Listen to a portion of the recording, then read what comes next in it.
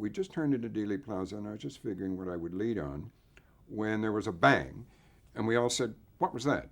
Was that a backfire? Was it a firecracker? What was that?" And there was time for us to say that, and then there was bang, bang, very close together, like that. And I said, "Those are shots. Stop the bus." I got through to NBC in about 10 seconds in New York, the news desk. I said, "This is MacNeil in Dallas, urgent, urgent." And somebody said, "Just a minute." And he put the phone down, and I was screaming into the phone, "For God's sake, come on, come on." I was in the newsroom. The bells went off, the flashes, 15 bells that you never hear, and it said that President Kennedy had been shot in Dallas. When I drove into work real quick, and the newsroom was in total chaos. Everybody was running around like mad. Sure he's been hit? Yes, he was hit. Holy smoke, where is he? He's taken to Parkland Hospital. So I ran out into Dealey Plaza. The traffic was congealed. It was all the horns were beeping. Police motorcycles were riding up over through flower beds and up steps. People were screaming, horns beep. It was unbelievable chaos. So I ran in front of the first car that came along and stopped it and opened the door. I said to the young guy, "I'll give you $5 if you drive me to Parkland Hospital." And I took him by the arm, I slid over by him in the seat, and I kept punching his arm, saying, drive faster, NBC will pay any fines, don't worry, go through red lights, anything." Everybody was trying to make telephone calls, listen to the police radio, turn up the police radios and the sheriff's radios.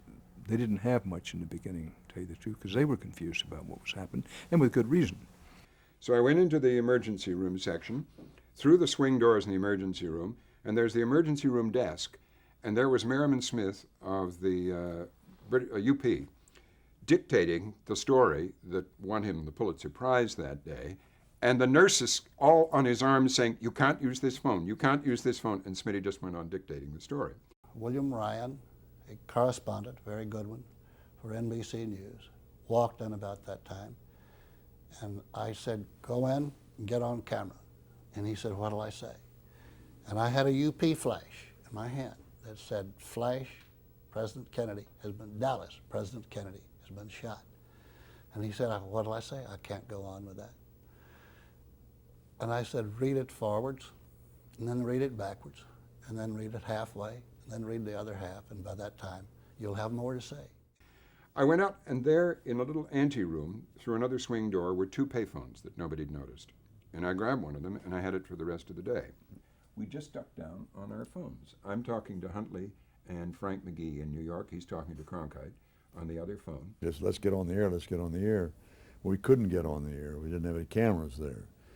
But what we could do was go into an announce booth we had in the newsroom and get on to the air, to the television air with a slide and, CBS Bulletin and my audio reports.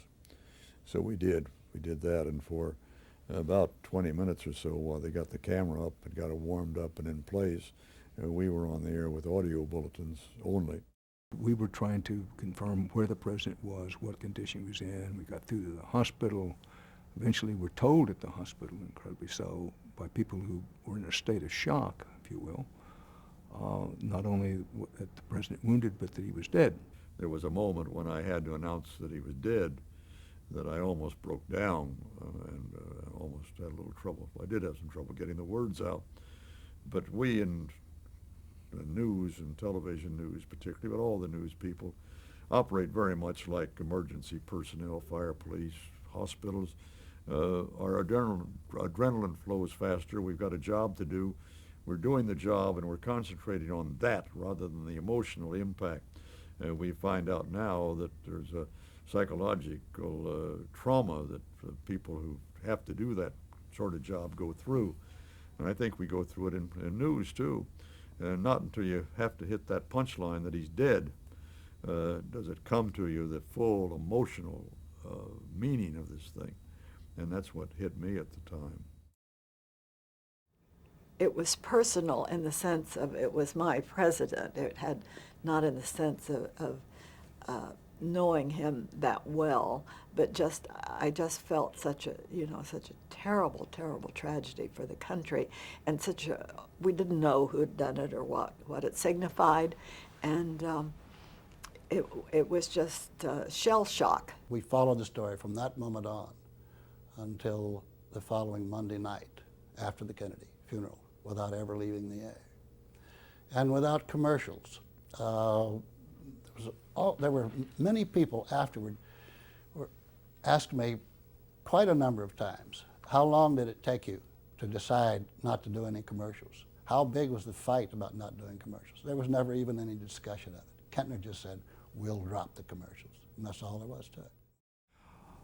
The 4 dark days gave television news credibility, and certainly from that time forward, television news was talked of as being on a par with print and radio, and the way most people got their news first.